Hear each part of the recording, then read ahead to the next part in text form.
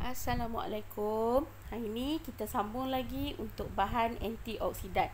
Ini adalah tajuk akhir untuk bab 10. Okey, kita tengok apa itu bahan antioksidan. Okey, bahan antioksidan adalah bahan kimia diperlukan oleh badan untuk melambatkan ataupun menghentikan proses pengoksidaan. Apa dia proses pengoksidaan tadi? Pembebasan radikal bebas. Jadi, bahan ini melindungi sel badan daripada kerosakan akibat daripada radikal bebas. Badan berupaya menghasilkan bahan antioksidan sendiri. Tapi, apabila kita semakin tua, keupayaan itu akan berkurang dan kita perlu mendapatkan bahan antioksidan melalui makanan. Maksudnya, masa kita kecil, kita boleh menghasilkan bahan antioksidan kita sendiri. Itu sebab kita nampak muda, kulit kita elok semua. Tapi semakin umur kita meningkat, bahan antioksidan tu tak dapat dihasilkan lagi oleh badan. Jadi, kita terpaksalah mengambilnya daripada pemakanan kita, melalui makanan kita. Okey. So, antara bahan-bahan makanan yang boleh kita perolehi bahan antioksidannya adalah melalui sayur-sayuran. Kat sini kita tengok ada beta carotene, ada lutein, ada lycopene, ada vitamin C dan juga vitamin E. Ini adalah antara contoh-contoh bahan antioksidan. Okey, kita tengok dulu apa itu beta carotene. Okey, beta carotene ditemui dalam kebanyakan makanan yang berwarna merah, kuning ataupun jingga. Contoh dekat sini, lobak merah, mangga dan juga ubi keledek. Okey, bagi lutein pula, dia dikaitkan dengan mata yang sihat. Jadi, bahan antioksidan yang terdapat dalam sayur-sayuran berdaun hijau seperti bayam, kubis dan brokoli mempunyai kuantiti antioksidan dia yang tinggi. Okey, lycopene pula adalah bahan antioksidan yang ditemui dalam buah-buahan seperti buah betik, buah jambu batu, tembikai, tomato, aprikot, limau gedang dan juga oren. Kebanyakan buah-buah yang cikgu sebut tadi semuanya berwarna oren. Betul tak? Okey. So, seterusnya kita tengok pula vitamin C. Vitamin C ialah vitamin yang larut air. Okey, juga dikenali sebagai asid askorbik. Okey, kalau kita dengar asid askorbik, dia adalah asid ataupun dia punya rasa mestilah lebih masam. Jadi, antioksidan ini juga terdapat dalam buah-buahan sitrus. Buah-buahan sitrus adalah buah-buah yang masam. Selain daripada tu, dapat daripada bayam, brokoli, kiwi, strawberry, cranberry, kubis, lada hijau dan juga bijirin. Okey, selain kita tengok yang terakhir sekali, bahan-bahan antioksidan juga terdapat dalam vitamin E.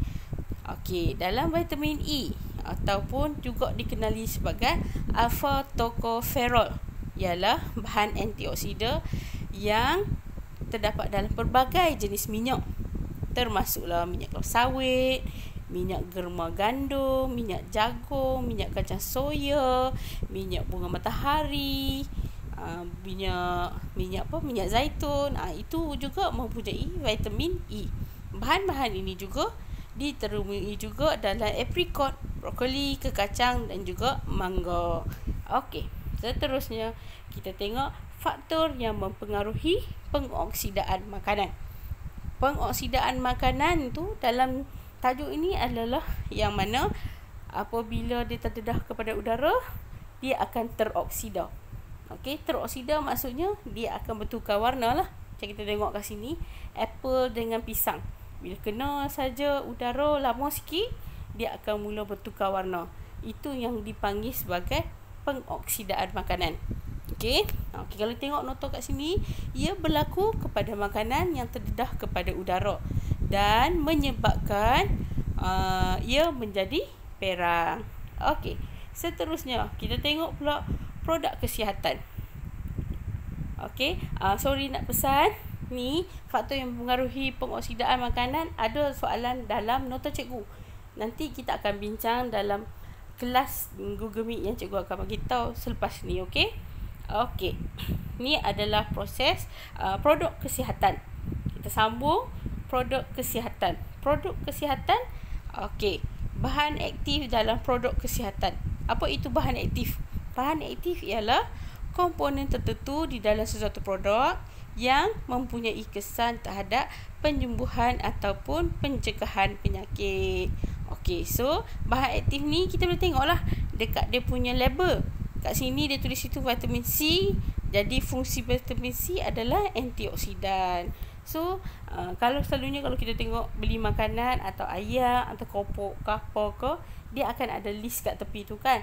Kat situ dia akan bagi kat kita list vitamin apa yang ada dan juga tujuan dia. Dia tak ada tujuan pun kita belajar dan kita akan tahu.